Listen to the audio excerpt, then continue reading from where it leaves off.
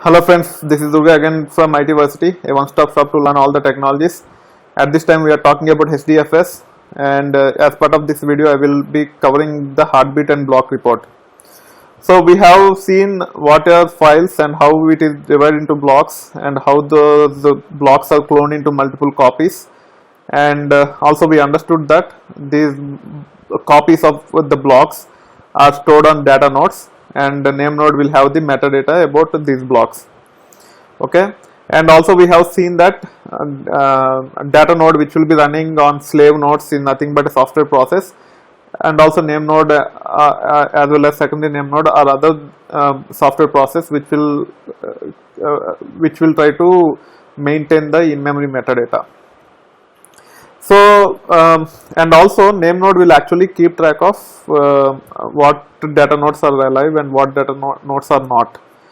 To understand whether the data node is alive or not, the way it will work is data node sends something called heartbeat by default every 3 seconds to name node, and that can be configured to a different value using dfs.heartbeat.interval, but by default it is 3 seconds. So every 3 seconds data nodes actually send heartbeat to the name node, and along with the heartbeat data nodes also send information such as disk capacity and current activity. So based on the disk capacity and current activity, when new files are copied into HDFS, name node can actually keep track of whether the data is already copied data on data nodes is even or not. If the data is not evenly balanced, then there is a process called balancer which will take care at regular intervals to balance it out. But while copying the data, name node need to understand the capacity of the cluster and also the capacity of each of the data node and usage of it to make good decisions about on which nodes the block should be copied. So for that it need to understand the current activity and disk capacity, and that information is passed on to name node by data nodes along with the heartbeat. Okay, if name node does not get heartbeat every 3 seconds, it will wait for some time, and if it is not still getting the heartbeat, then it will discard the data node, and name node will not attempt to copy any files on that on those data nodes. So heartbeat is very important concept which will help name node to keep track of what are the live data nodes, and also heartbeat sends the information about the activity and capacity of each of the data node. Also each data node will have several blocks for different files on them, and at regular intervals data nodes actually send up-to-date block report to the name nodes. The reason is sometimes when data nodes goes down, and the blocks on those data nodes will be copied onto the other nodes in the cluster. So the block level details will the node level block report will change over time, and that has to be reported to name node, and the interval the default interval at which this block report is sent to name node is 6 hours. You can again customize it or change it by using parameters which starts with dfs.block report. So using heartbeat and block report, name node keep track of the usage of the cluster, and it makes good decisions about how to distribute the data on multiple nodes in the cluster. That being said, then we will talk about something called checksum. So as I have mentioned to you earlier, if you go to this picture, and this is part of my presentation, I copied it from some of the, I think, Hadoop operations or some book.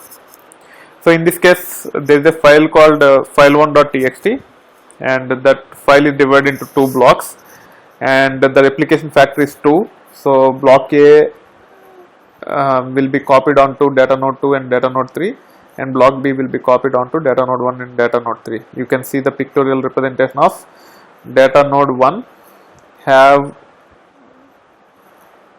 only block B, data node 2 have only block A, and data node 3 have both A and B. C belongs to some other file, and D also belongs to some other file. A and B are distributed with replication factor 2 on the 3 node cluster. Okay, now the actual source file is a one large file which is of size 200 MB, but the file is divided into chunks of 128 MB except the last one, and those blocks are copied over the network to place them as blocks on the data nodes. As part of this process, those blocks can be corrupted for whatever reason. There can be some of the packets that might be lost while going over the network, or it could be an issue. So somehow we need to ensure the integrity of the data, that our data blocks or blocks of the files are not corrupted. So the mechanism to ensure the data integrity is called as checksum. So when you actually try to copy the file using the client, on the client itself that will run in a JVM, and for each block the client extracts from the file, it will compute the checksum on the client side.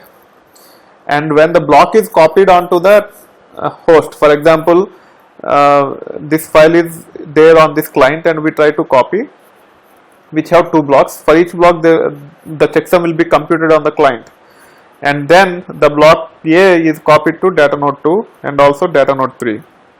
When the block A is copied onto data node 2 and data node 3, the checksum will be computed on the data node also, and that checksum will be reported back to the client, and the client will compare the checksum on the data node with the checksum that is computed on the client itself, and if the checksum does not match, then it considers that the block is corrupted. Checksum is nothing but a hash value for the content of the file, okay, which is typically an integer. So that's the relevance of checksum. It is to ensure data integrity, that none of the blocks are corrupted. Also, when we try to read the data,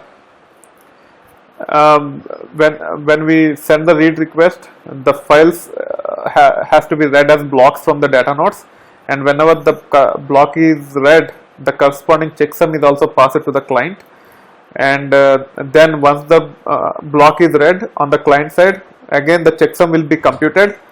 The checksum that is read along with the block at the time of read and the checksum computed will be compared against each other, and if both matches, then it is considered to be a successful read. Otherwise it is considered to be a read failure. That means the block is corrupted while the data that is being read is corrupted somewhere. So that is the relevance of checksum.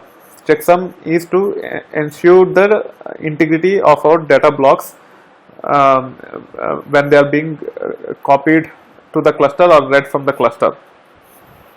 So that being said, as part of this video I have covered heartbeat, block report and checksum, and in the future videos we will talk about name node recovery and secondary name node recovery in detail. Name node recovery and the role of secondary name node in that in detail. And for now, that is it. If you like this video, please click on the like button. If you want to provide the feedback, please use the comment section of the video. If you want to discuss further about certifications or big data, please join my LinkedIn group called ITversity Certifications or ITversity Big Data.